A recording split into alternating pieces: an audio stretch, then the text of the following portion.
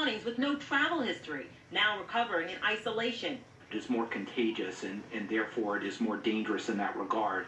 However, if you do get it, it is no more serious. This comes as the COVID crisis in California slips further out of control.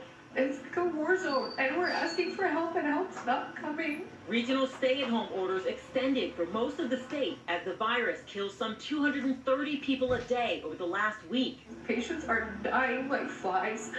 We're full. We're at max capacity. With more than 13,000 new infections a day in Los Angeles County, up from just 1,200 at the beginning of November, health officials warning of darker days ahead. Staff are exhausted, they're stretched thin, and they're already caring for more patients than they can safely handle. At hospitals here in Los Angeles, ambulances are waiting hours for patients to be triaged.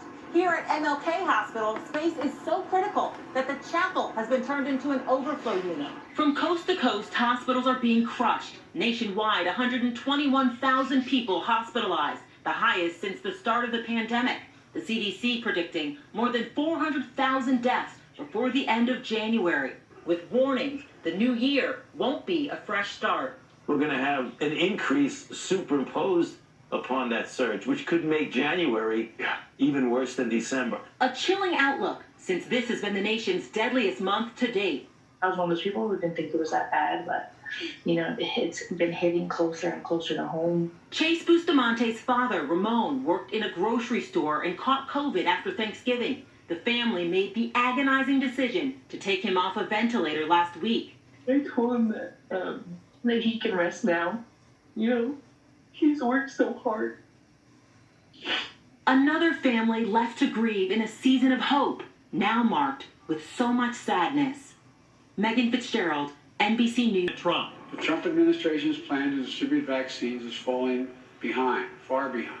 The Trump administration vowed to vaccinate 20 million Americans by the end of the year. We are poised to have vaccine for 20 million Americans before the end of December.